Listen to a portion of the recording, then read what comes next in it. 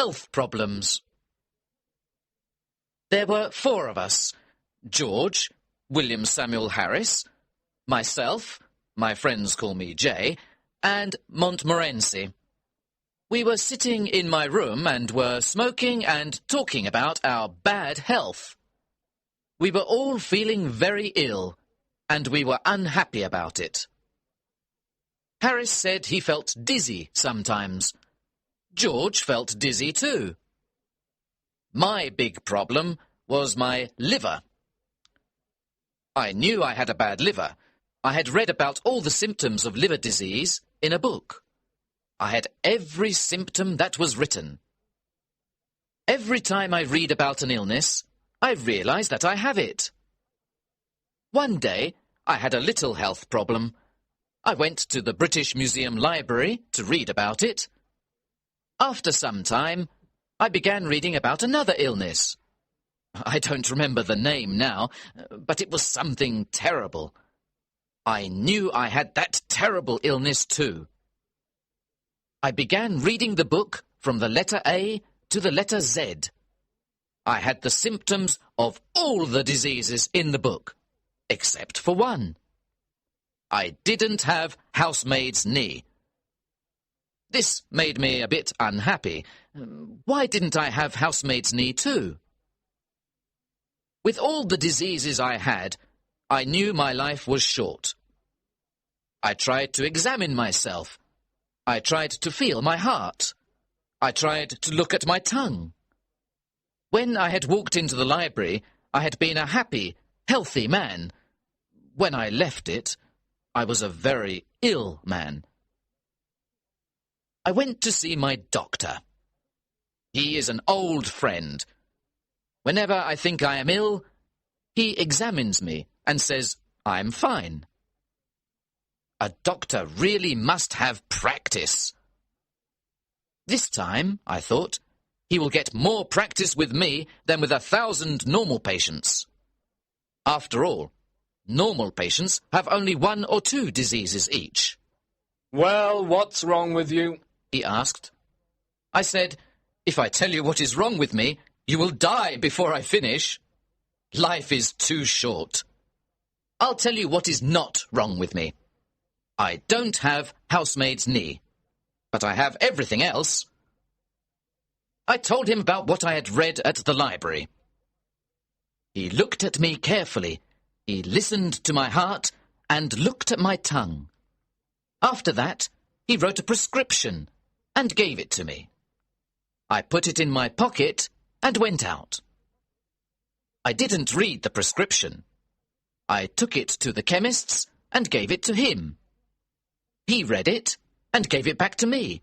He said, "I don't have the things on the prescription." "But you're a chemist, aren't you?" I asked. He said, "You're right, sir. I'm a chemist. I don't have a shop and a hotel." I read the prescription.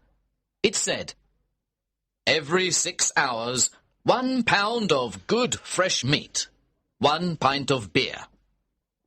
Every morning, 1 10-mile walk. Go to bed no later than 11 o'clock each night, and don't read books about things you don't understand." I followed the doctor's prescription. It saved my life. I now feel rather well, except for my liver problem. The main symptom of liver disease is a general feeling of sleepiness and no interest in working. I have suffered from this illness ever since I was a boy. Medical science was not advanced in those days. Doctors did not know that I had liver illness. They thought I was lazy. People called me a lazy little devil and said, "Go and do your work." They did not know I was ill with liver disease. Instead of giving me liver pills, they gave me blows on the head. Those blows were good for me, because after each blow, I went to do my work. That old remedy worked better than a box of modern pills. That evening, George, William Harris and I sat in my room. We described our illnesses. I explained to George and William Harris how I felt in the morning. William Harris told us how he felt when he went to bed. Then George stood up and told us how he felt at night. George always thinks he is ill, but there is really nothing wrong with him. At that moment, Mrs. Poppets, the housekeeper, served our dinner. We were not hungry. We ate some meat, onions, and cake. We had no interest in food. We began talking about our illnesses again. We all knew that our illnesses were caused by too much work. We need a rest, said Harris. A rest and a change, George added. Our minds are tired from too much work.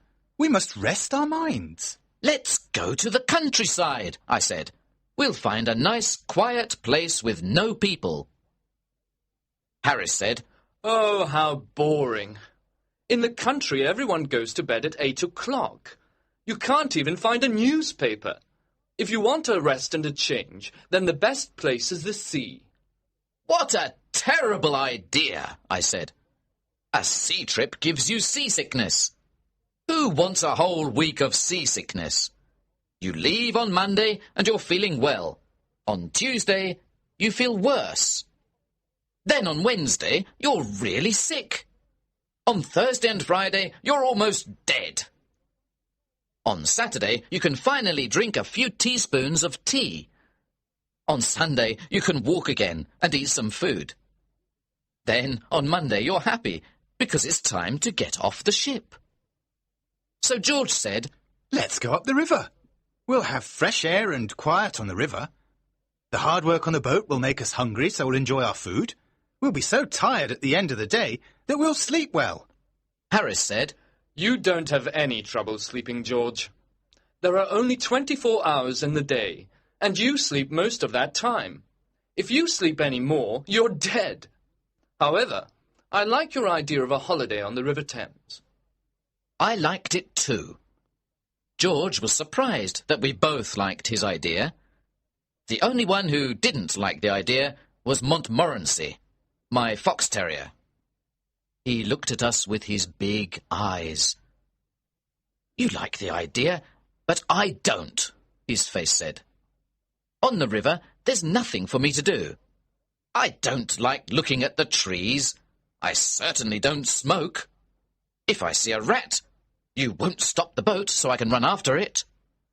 When I'm asleep, you'll probably rock the boat, and I'll fall into the river. The whole idea is stupid. We were 3-1, so we decided to go on the river trip. Chapter 2. Planning the trip. We looked at the maps and we discussed plans. We decided to start from Kingston the following Saturday. Harris, you and I will go to get the boat at Kingston, I said. Then we'll take it up the river to Chertsey, where we'll meet George. George works in the city until the afternoon. George goes to sleep at a bank from 10 o'clock to 4 o'clock, Monday to Friday, except on Saturdays. On Saturdays, they wake him up at 2 o'clock and put him outside the door. The next problem was where to sleep at night. George and I didn't want to sleep in inns. We wanted to camp out in the middle of nature. How beautiful, we said, sleeping in the country, under the stars, by the river. I can imagine it all, I said. There is a golden sunset. The river is moving along quietly. The forest is full of trees and birds. The grass around us is green, and little flowers grow here and there. Soon it is dark. We row our boat into a quiet corner on the river. We put up our tent and cook a simple, healthy meal. We all sit around a warm fire and eat our meal. We look up and see the moon and the stars. Then we sit in silence. How wonderful this is! We go to bed and then we dream under the stars.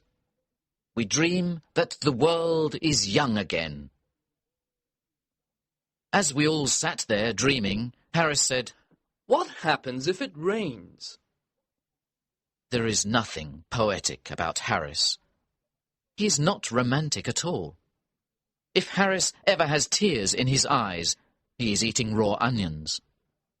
If you stand by the sea with Harris and say, "Listen to the sounds of the sea. Can you hear spirits singing sad songs? The songs of those who died in these waters?" He will take you by the arm and say, I understand, my friend. You're not feeling well. Now, come with me. I know a place around the corner here where you can get some good whiskey. You'll feel better soon. Harris always knows where you can find a good whiskey. Harris was right about camping out when it rains. It's not nice at all. Just imagine. It is evening. You are all wet. There is water in the boat, and all your things are wet. You find a place on the riverbank. You get out of the boat and pull out the tent. Now, 2 of you try to put it up. The tent is wet and very heavy. It is raining hard. The wind is blowing. The wet tent flies about. It falls on your head and makes you angry. It is difficult to put up a tent in good weather. It is impossible to do so in wet weather. The other man is of no help at all. He is a complete fool.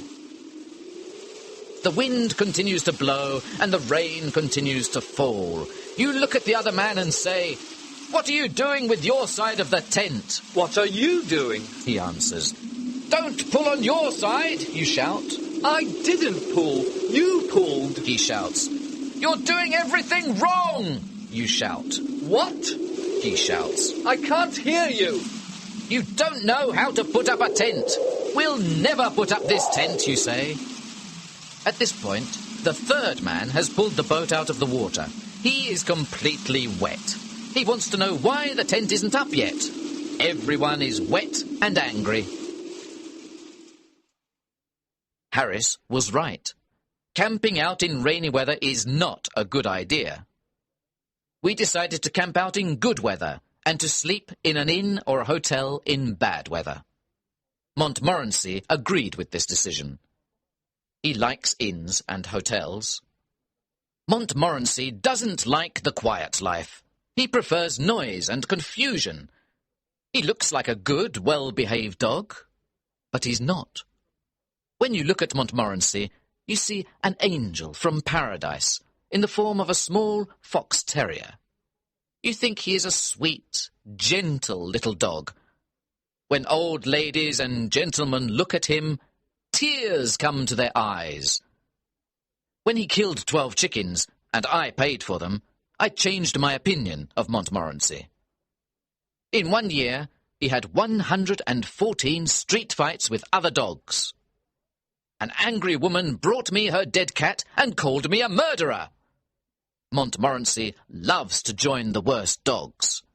He then takes them around town to fight other dogs. This is his idea of a happy life. Chapter 3. Packing. The following evening, we met again to discuss our plans. Harris said, Now, we must decide what to take with us. You get a piece of paper, Jay, and you get a pencil, George. I'll write the list. Harris is always like this. He tells everyone what to do, and he does nothing. My old Uncle Podger was just like Harris. When Uncle Podger did a job, everybody in the house helped. One day, Uncle Podger bought a picture. Aunt Podger asked, "Where can we put this picture?" "Leave it to me. Don't worry about it. I'll do it all," Uncle Podger said. He sent one of the girls to buy the nails. Then he sent one of the boys to tell her the size of the nails. He sent Bill to get the hammer, and he sent Tom to get the ruler. "Now get me a kitchen chair, Jim. I need 2 people to hold the chair. Maria, come here and hold the light. Tom, come here and give me the nail." He finally had the nail in his hand, but it fell on the floor. Everyone looked everywhere for the nail.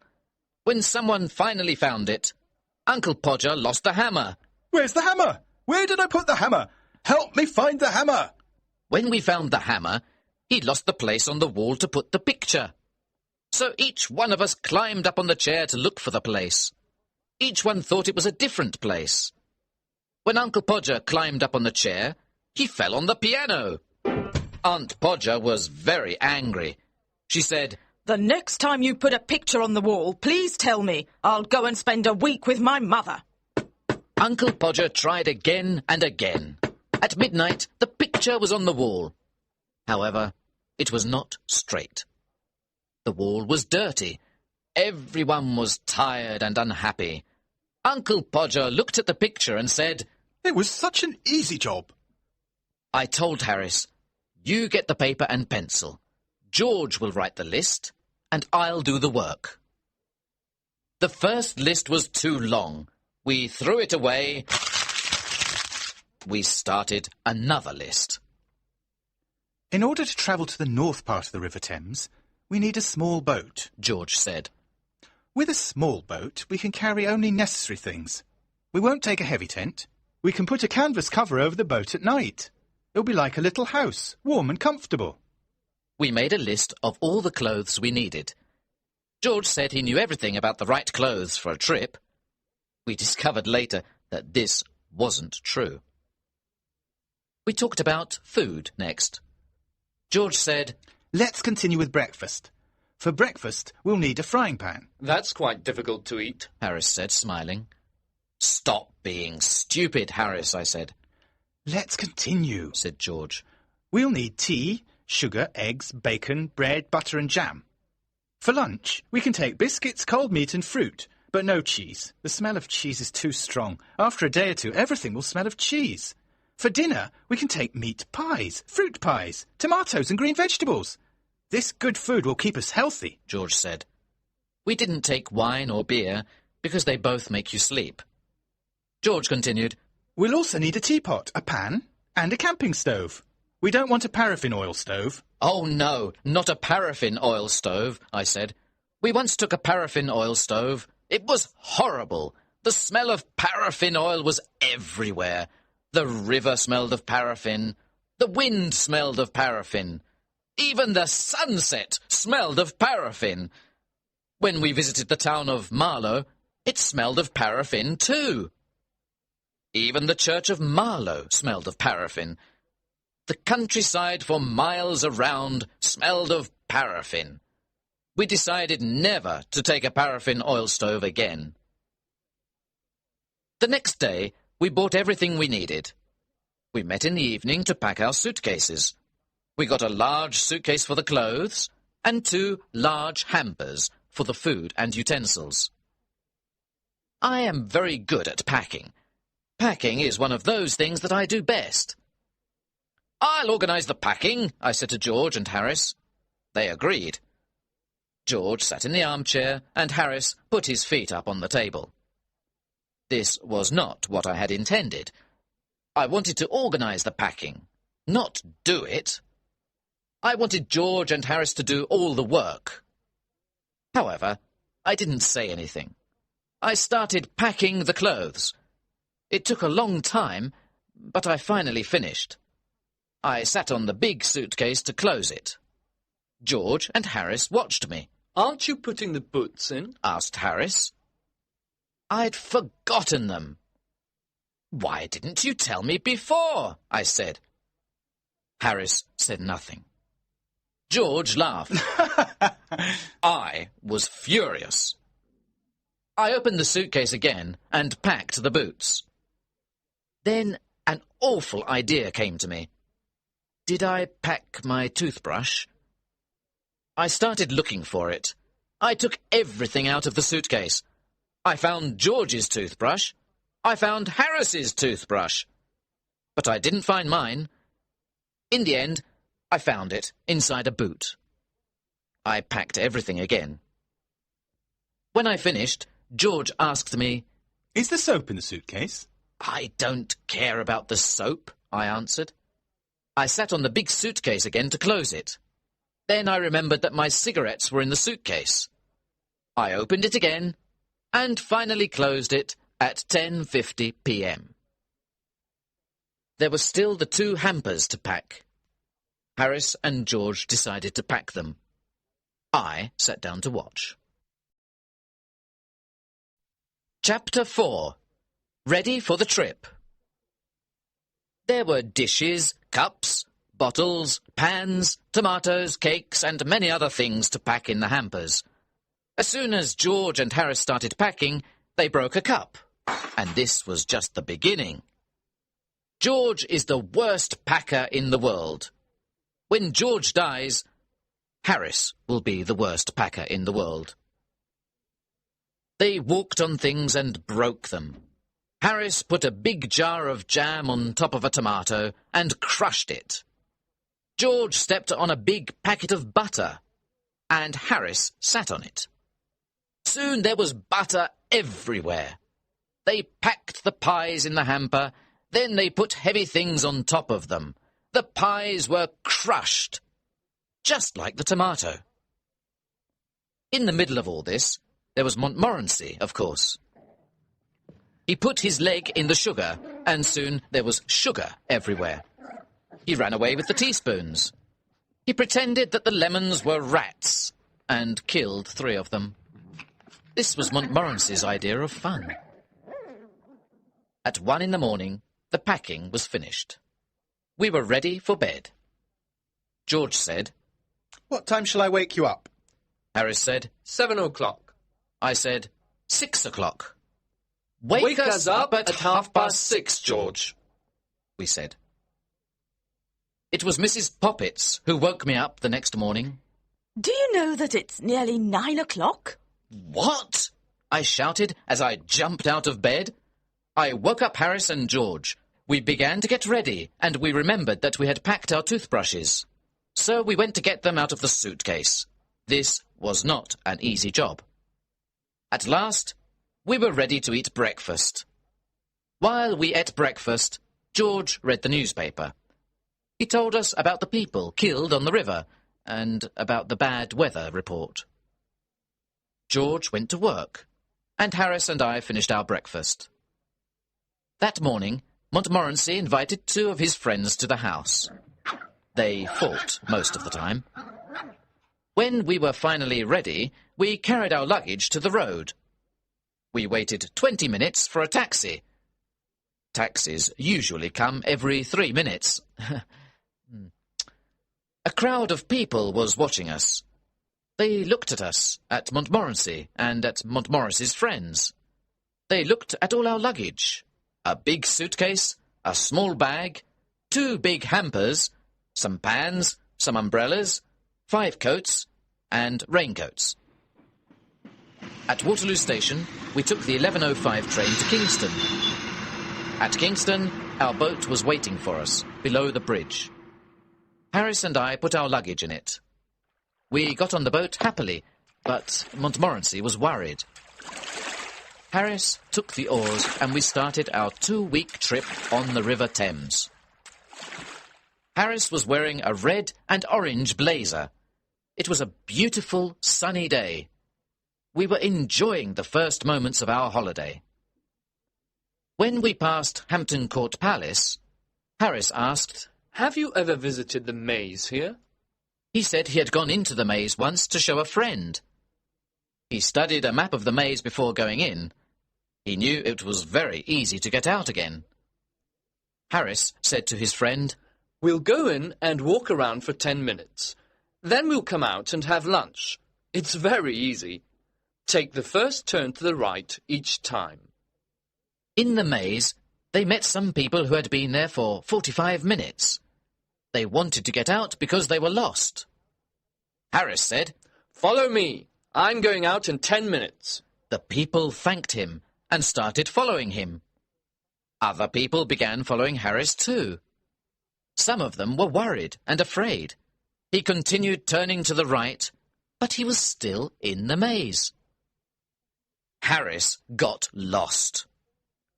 The people were angry with him. They all started calling for help. A young keeper heard them and came to help, but he got lost too. Finally, the old keeper came back from lunch. He let the people out. everyone was tired and angry. Harris said, Let's ask George to try the maze on our return trip. "Not a bad idea," I said. When we passed Molesey Lock, we were the only boat in the big lock. Usually, the lock is a very busy place. On Sundays, there are boats everywhere. People like the river and the sun. It's such a beautiful picture. The river, the trees, the flowers and the people in their colourful clothes. At Hampton, Harris wanted to stop the boat and have a look at the church. I don't like visiting churches, but Harris loves it.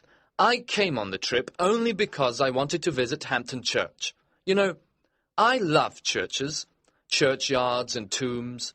The idea of not seeing Hampton Church with Mrs. Thomas's tomb makes me angry. "Who is Mrs. Thomas?" I asked. I don't know, but she has a strange tomb. I said, "We must be at Shepperton at 5 o'clock to meet George." Harris said, George? Why can't George be here to do some work? Why doesn't he help us with this heavy boat? What does he do at the bank? He sits behind a piece of glass all day and does nothing.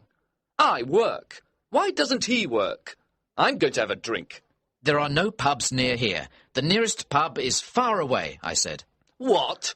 We'll all die of thirst. No pubs? "If you're thirsty, we have water in the boat," I said. Water? Water makes people ill, He said. However, I am very thirsty and I must drink something. So he took the bottle and drank some water. Chapter 5. First day on the boat. We stopped at Kempton Park and had lunch under the trees. Good food always calms Harris. We reached Sunbury Lock at 3:30.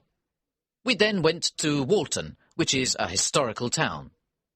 Julius Caesar stayed there with his soldiers. Queen Elizabeth stayed there too. You can never escape from that woman. She was everywhere. Next we came to Halliford and Shepperton. There is a tomb in the Shepperton churchyard with a poem on it. I was afraid Harris wanted to stop and visit it.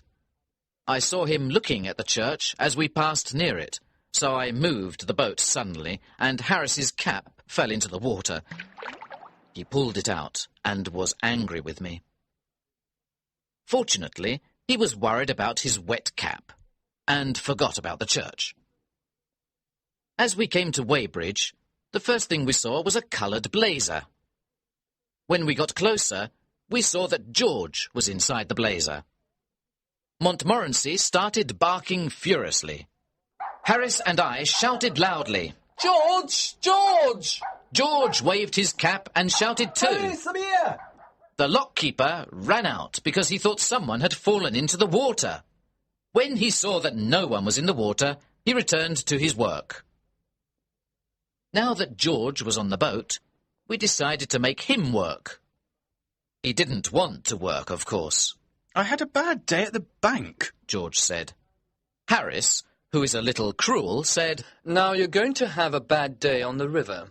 A change is good for you. It's healthy. Come on, get out of the boat and tow. George didn't know what to say. After a moment, he said, "It's better if I stay here and prepare tea. It's very difficult to prepare tea, and you look tired." We didn't answer. We gave him the rope. He started walking and pulling the boat. I remember that George once saw a young couple who were walking on the side of the river. They were pulling a rope behind them, and they were talking. They didn't notice that there was no boat at the end of the rope. They had probably had a boat at the end of the rope when they started, but they had lost it. When George saw this, he took the rope out of the water. Then he tied it to his own boat. So the young couple towed George and his 3 fat friends up to Marlow. When they looked back, they saw that they were towing a boat that was not theirs. The young man was surprised and angry. The young lady said, "Oh, Henry, where is Aunt Mary?" No one knew what happened to Aunt Mary. The most exciting thing is to let girls tow your boat. You always need 3 girls. 2 of them hold the rope. The third one runs around and laughs all the time. When they are finally ready to pull, they start running.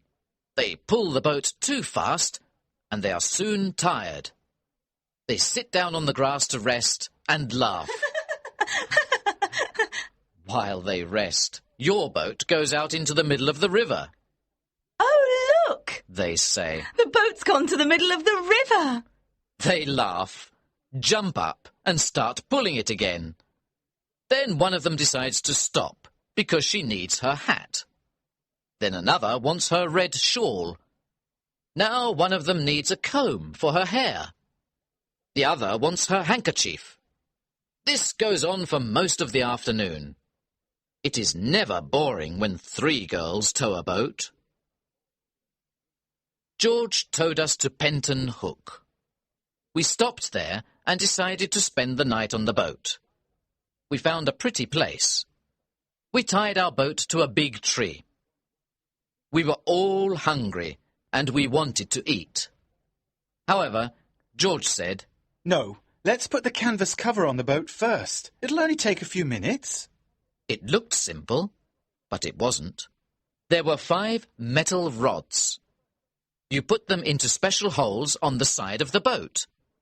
I didn't think this was dangerous work, but it was. I'm surprised that we are still alive to tell the story. First of all, the metal rods did not go into their holes. We jumped on them, kicked them, and pushed them. When the rods were in their holes, we tried to put the canvas cover on the boat. George took one part of the cover. He tied it at the front of the boat. Harris stood in the middle to help George with the cover. George did his job well, but Harris was completely confused. After 10 minutes of hard work, Harris was inside the cover. He was fighting to get out. He, accidentally, knocked George over. Now George was inside the cover too. They fought with the cover. I heard some very bad words. I thought the job must be very difficult. I didn't understand what was happening. George and Harris had told Montmorency and me to stand at the back of the boat. We did exactly that. We waited quietly. We saw the cover moving violently, but we thought this was the correct method. After a long time, we heard George shout, We can't breathe under here. Why don't you help us, you idiot? When someone calls for help, I always answer. I went to help them. Poor Harris.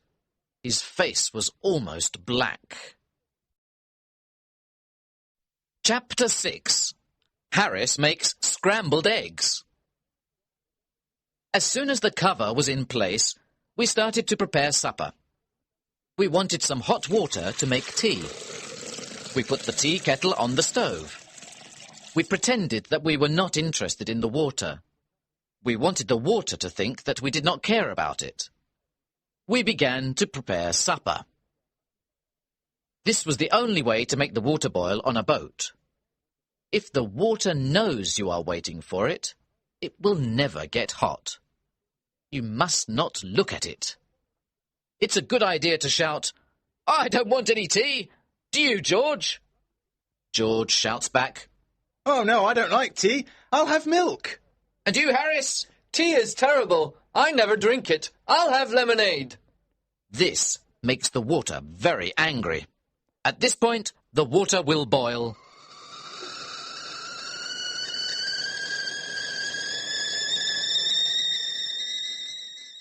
We really wanted that supper. We needed that supper. For 35 minutes, nobody spoke. We just ate and ate. Finally, we all had full stomachs and we were happy. A full stomach makes you feel kind and generous. We sat and smiled at each other. We smiled at Montmorency too. We started smoking our pipes and began to talk. We went to bed at 10 o'clock. I didn't sleep well. I wasn't comfortable in the boat. I woke up at 6 o'clock the next morning, and George did too. There was no reason to wake up so early. We were on holiday. Why did we wake up so early? It never happens to us when we're working. We decided to wake up Harris. This was hard work. We used an oar to help us. Harris moved a bit and said, "I'll be downstairs in a minute. Get my best boots ready, please." We tried again with a boat hook.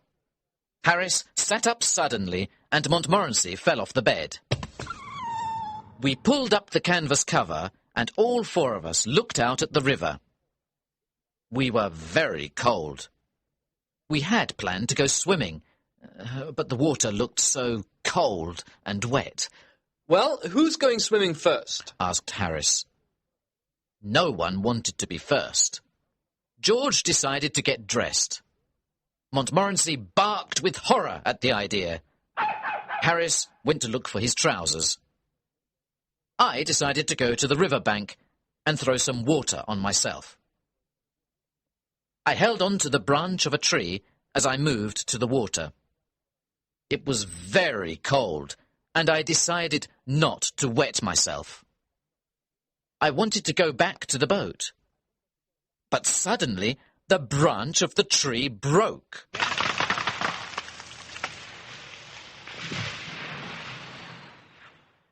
I fell into the river along with my towel. I also drank about a bottle of Thames water. "Good heavens! Old J is in the water," Harris said. How's the water? George asked. "It's lovely," I answered. "Why don't you come in?" Nobody wanted to try the water. When I got back to the boat, I was very cold. I wanted to put on my shirt, but it fell into the river. This made me angry. George started laughing. "I don't see anything to laugh at," I said. George laughed even more. I never saw a man laugh so much.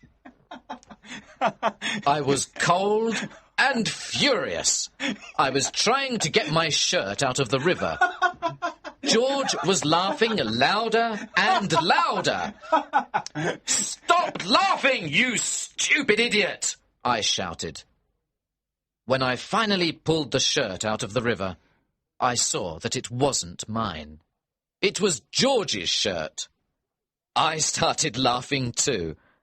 I laughed so much that I dropped the shirt into the river again. Aren't you going to get it out? Said George, who continued laughing. I didn't answer him for a while because I was laughing so much.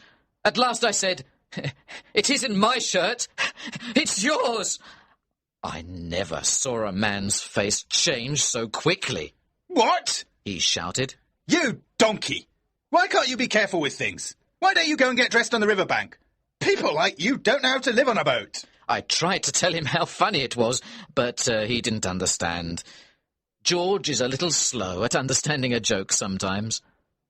Harris said, "I'm cooking scrambled eggs for breakfast this morning.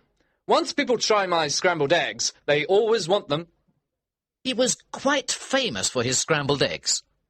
George and I got the stove and the frying pan ready. Then we looked for the eggs that weren't broken. We found only 6 of them.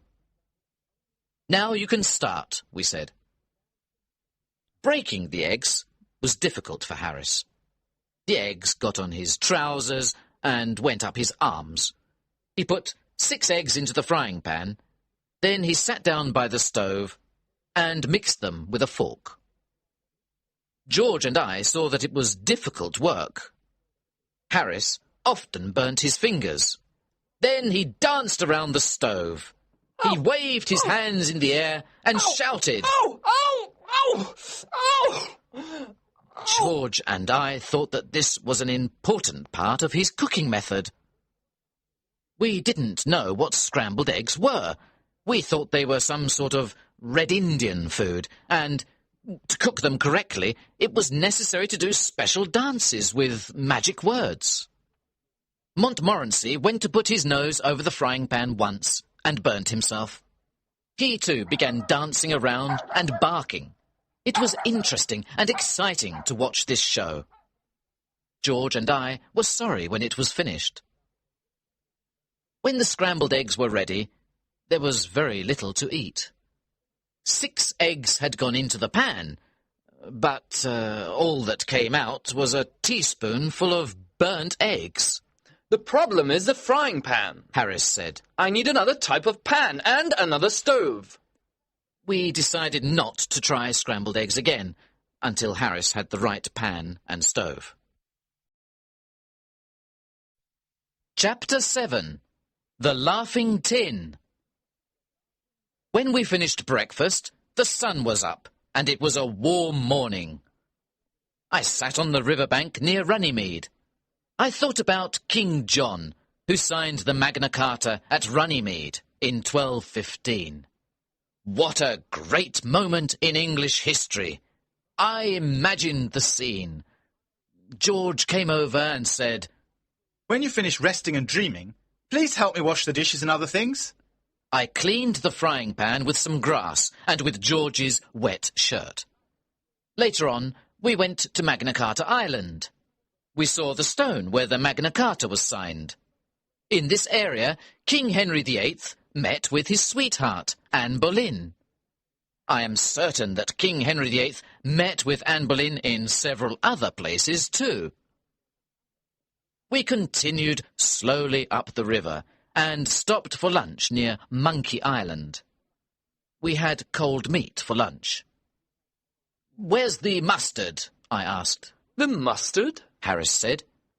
We had forgotten to bring the mustard. At that moment, we all wanted mustard more than anything in the world.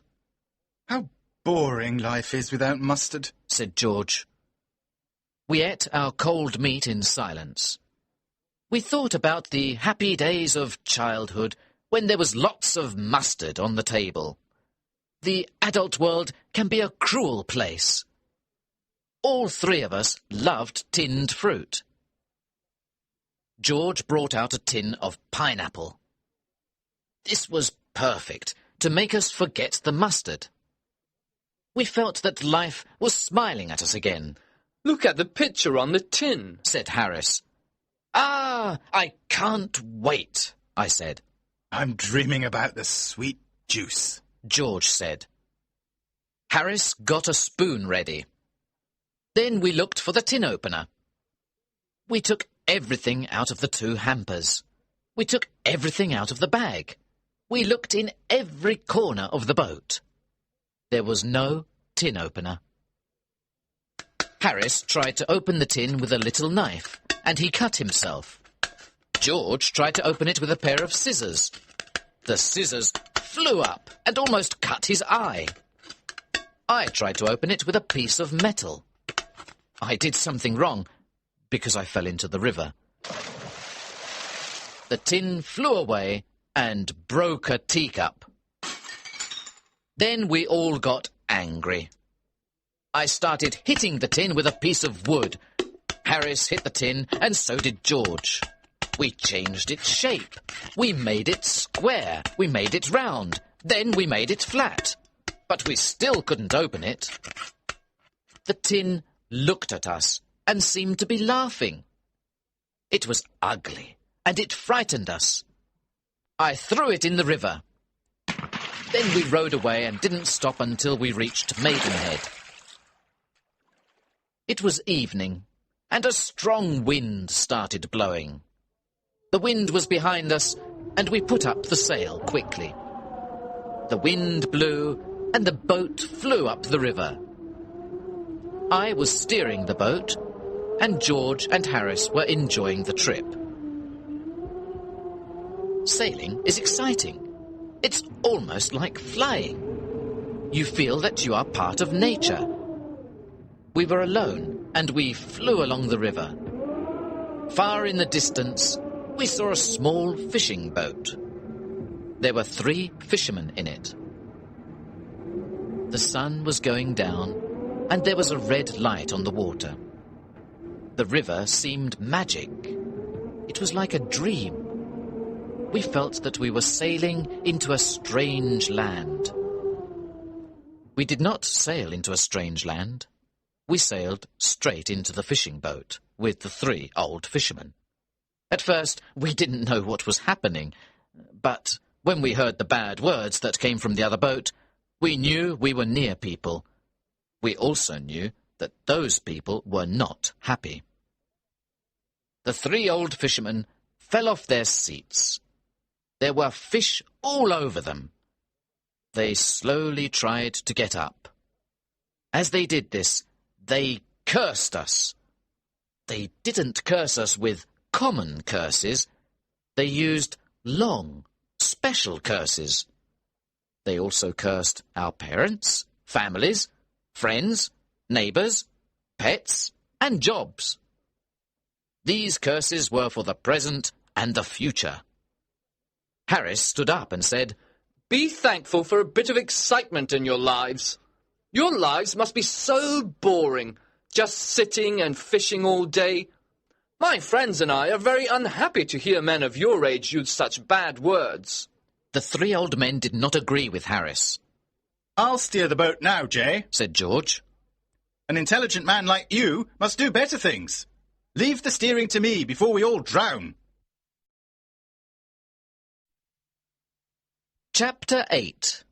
Montmorency Meets a Cat. At Marlow, we left our boat by the bridge. We spent the night at the Crown Hotel. The next morning, we went swimming before breakfast. On the way back, Montmorency met a cat. Montmorency and I don't agree on cats. I like cats. Montmorency doesn't. When I meet a cat, I stop and say hello. I pet it gently. The cat is happy, and I am too. When Montmorency meets a cat, the whole street knows about it. A lot of bad words fly through the air. As soon as Montmorency saw the cat, he barked with happiness. The cat was walking slowly across the street. Montmorency ran after the cat, but the cat didn't run. He didn't understand that his life was in danger. This cat was big and black. It had half a tail, half a nose, and only 1 ear. It was a clever street cat. Montmorency is a courageous dog, but the cold eyes of that cat terrified him. The cat stopped in the middle of the road and looked at Montmorency. Neither spoke, but the conversation was probably like this. Yes? You want me? Can I do anything for you? No, thanks. If you really want something, please tell me. Oh, no, not at all. Don't disturb yourself. I'm afraid I made a mistake. I thought I knew you. Sorry I disturbed you. Not at all. It's a pleasure. Are you sure you don't want anything now? No, thanks. Nothing at all, thanks. Very kind of you. Good morning. Good morning. The cat got up and walked away. Montmorency came back and followed us quietly. He was silent all day long. To this day, if you say the word cats to Montmorency, he'll stop walking. Then he'll look up at you as if to say, "Please don't." After this, we did our shopping, returned to the boat, and continued our trip up the river. At Hambledon Lock, we discovered that we had no water. We went to the lockkeeper to ask for some. George spoke for us. With a friendly smile, he asked, "May we have some water, please?" Certainly, said the old lockkeeper. Take as much as you want, and leave the rest. Thank you very much, said George, looking around.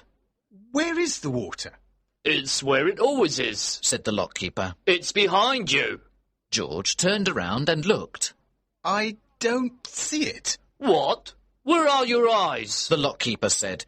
He took George's arm and turned him round. Oh, George said.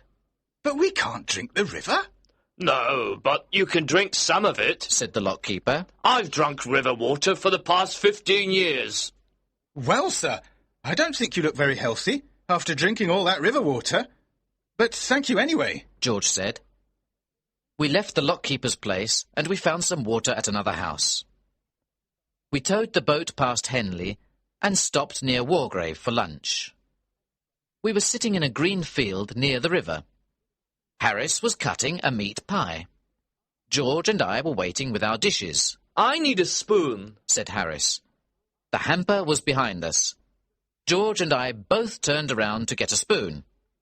In 5 seconds we had the spoon. When we turned back, Harris and the meat pie were gone. Disappeared. It was a wide, open field. There were no trees nearby. Harris did not fall into the river, because the river was far from us. George and I looked all around. Then we looked at each other. Has he gone up to heaven? I asked. Angels don't take meat pies to heaven, George said. You're right, I agreed. Then there's been an earthquake, George said. I'm sorry he had the meat pie with him. Sadly, we looked at the place where Harris and the meat pie were sitting. Then, with horror, we saw Harris's head. Only his head. It was in the grass. His face was red and furious. George was the first to speak. Say something. Are you dead or alive? Where is your body? Oh, don't be an idiot, Harris shouted. I think you made this happen. You told me to sit there. It's your stupid joke. Here, take the pie. Harris didn't know it, but he was sitting next to a big hole. The long grass covered it. He fell into the deep hole without knowing anything. At first, he thought that it was the end of the world. Harris still thinks that George and I planned it all. Chapter 9. Fighting Swans. After lunch, a gentle wind pushed us up the river past Wargrave and Shiplake. We got out of the boat at Sunning and walked around the village. Sunning is a lovely village. Everything is clean and beautiful. Each house is covered with roses. We decided to return to one of the Shiplake Islands to spend the night. George said, Let's have a special supper tonight. Let's make an Irish stew. We can put everything into one big pan. What a wonderful idea, Harris and I said. I'll get the wood and make a fire, George said. You two can peel the potatoes. This was a very big job. We were happy and excited, but when we peeled our first potato, we understood that this was not exciting. It was hard work. The first potato we peeled looked like a pea. George looked at it and said, No, there's no potato left. Do it like this. We worked hard for half an hour, but we peeled only 4 potatoes. We refused to continue. Well, just put the potatoes in without peeling them. Let's add some carrots and other vegetables. Look in the hampers and take out all the pieces of old food. We'll put them in the stew. You can put anything in a stew. We found half a pork pie, a tin of fish, and a few broken eggs. We added these to the stew. Montmorency watched us carefully and then left. After a while, he returned with a dead rat in his mouth. He wanted to add something to the stew too. We discussed it first. Harris said, It's all right to add the dead rat. It will be mixed with the other things. A stew needs many ingredients. George said, Well, I don't want to try anything new. Maybe next time. I'm sorry, Montmorency. Harris said, If you never try anything new, you'll never discover things. It's men like you, George, who slowed down the progress of our world. George didn't listen to Harris. The stew was a great success. It was delicious, excellent in every way. We all really enjoyed it. After the Irish stew, George and I decided to go to Henley for an evening walk. Harris wanted to stay on the boat and drink a whiskey. When we returned to the boat, Harris was sad and confused. What happened to you, Harris? Swans, he said. We had left the boat near a swan's nest. When George and I were in Henley, Mrs. Swan came back to the nest. She started to shout at Harris. Harris frightened her away. She went to get her husband, Mr. Swan. Harris had a terrible fight with these two swans. Harris finally won the fight. However, half an hour later, Mr. and Mrs. Swan returned with 18 other swans. There was a horrible fight. The swans attacked Harris and tried to pull him off the boat. They wanted to drown Harris and Montmorency. Harris fought with courage for 4 hours. In the end, he killed them all. Then they slowly swam away to die. How many swans were there? George asked. 32, said Harris, who was sleepy. But you said 18 before. George said. No, I didn't. I said 12. Do you think I can't count? We never discovered the truth about the swans. We asked Harris about it the next morning. He said, What swans? He thought that George and I were dreaming. That night, Harris had trouble sleeping. He woke me up about 12 times during the night. He was looking for his clothes. George woke up too. Why do you need your trousers? It's the middle of the night, George said. Later, Harris was looking for his shoes. Then he asked for his socks and his umbrella. We woke up late the next morning. We had a small breakfast, and we were ready to go. We agreed that we would row the boat and not tow it. Harris said, George, you and Jay can row. I'll steer.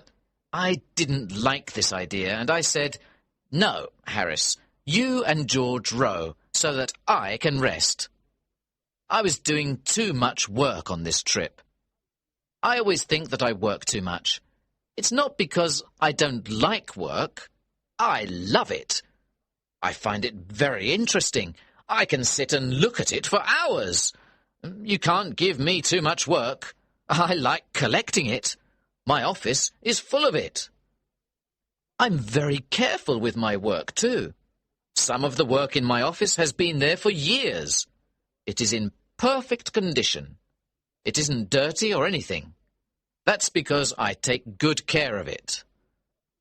Harris said, On this boat, I'm the only one who works. George said, You do nothing but eat and sleep, Harris. I'm the only one who works. You and Jay are very lazy people. Harris laughed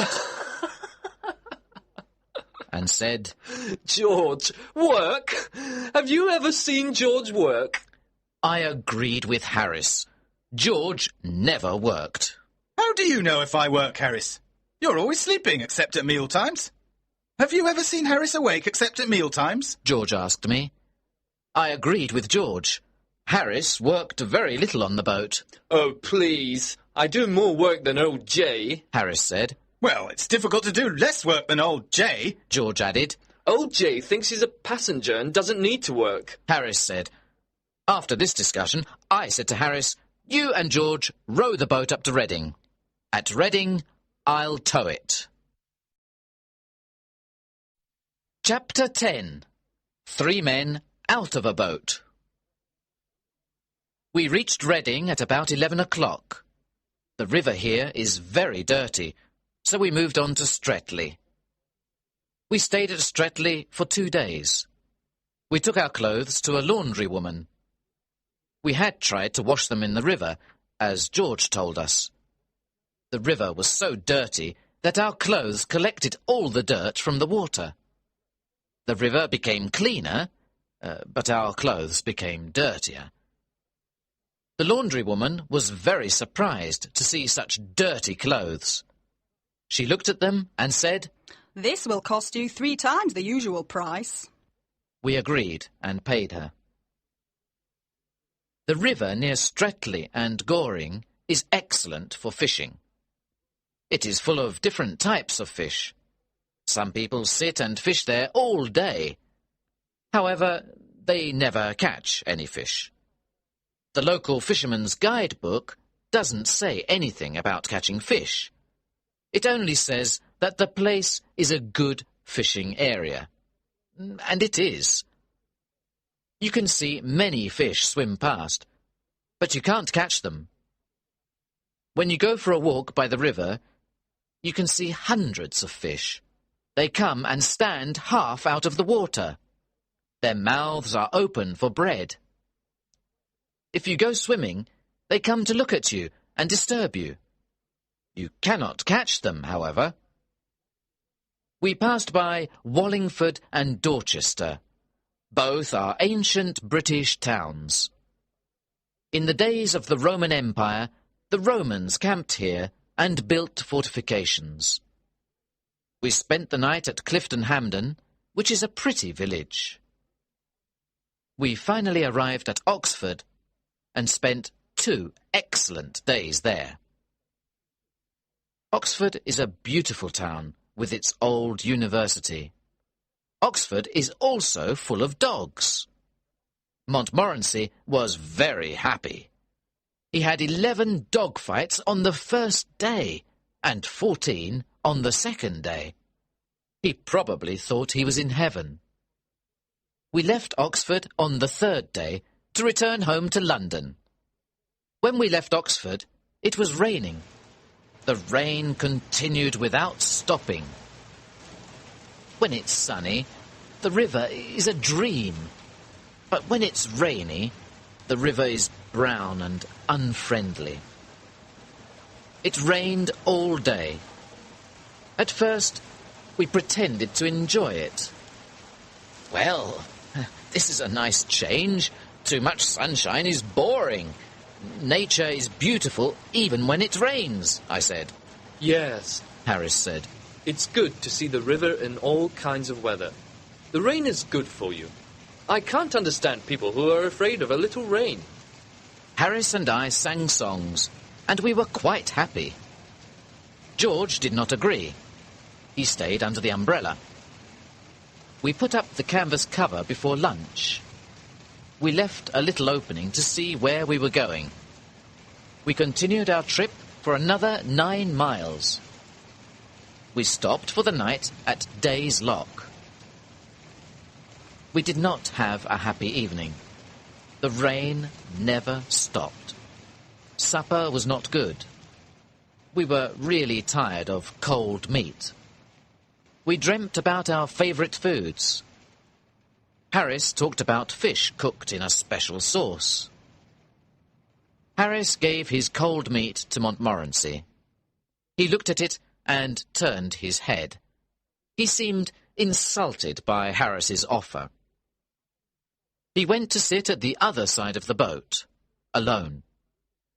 George said, Please don't talk about good food until I finish this cold meat. We played cards after supper. After that, we had some hot water and whiskey. George told us about a man he knew. This man had slept on the river in a wet boat, like ours. He got very ill and died 10 days later. Of course, we began talking about other illnesses. After a while, Harris said, I've got an awful headache. It must be the rain. Well, I've got a bad backache, I said. To make us feel happier, George sang to us. That made Harris and I cry, and it made Montmorency howl. There was nothing else to do, so we went to bed. We didn't sleep well at all. We were awake at 5 o'clock the next morning. Our second rainy day was the same as the first. It rained all day. We moved slowly along the river. We agreed to continue our trip, even if it killed us. It's only 2 more days, Harris said. We're young and healthy. Maybe we'll be all right. We talked about our evening. With this weather, we can have dinner and take a walk in the rain. Or we can have dinner and spend an hour in a pub, I said. That's not very exciting, said George. It's much more interesting to go to the Alhambra Theatre in London, said Harris. And then have supper at that little French restaurant, I added. But we have decided to stay and die on this boat, said George. However, there's a train that leaves Pangbourne after 5 o'clock. It gets to London in time to eat something and then go to the theatre. Everyone was silent. We didn't say one word. We looked at one another. Then we got out the big bag and got our clothes ready. 20 minutes later, 3 men and a dog were going to the railway station. We lied to the boatman at Pangbourne. We didn't have the courage to tell him the truth.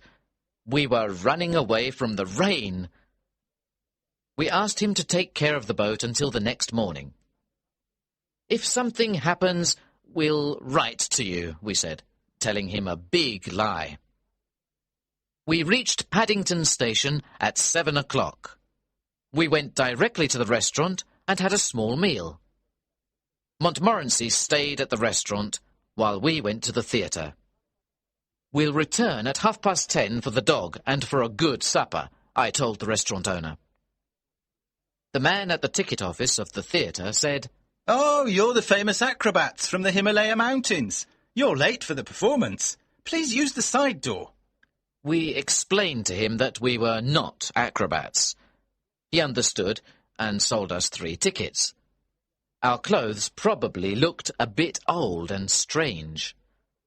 At the Alhambra Theatre, everyone looked at our clothes and smiled. Some people laughed. After the theatre, we went back to the restaurant. We enjoyed our delicious supper. After 10 days of eating cold meat, we were thankful for this supper. We ate it without speaking. Then we sat back and felt happy and kind. Harris, who was sitting next to the window, pulled back the curtain. He looked at the wet street. It was rainy and dark. The wind was blowing. A few people walked past under their umbrellas. Harris took his glass and said, Well, we had a good trip, and I say thank you to old Father Thames. But I think we were right to come back when we did. Here's to 3 men well out of a boat. Montmorency stood on his back legs in front of the window. He looked at the wet night and gave a short bark of agreement.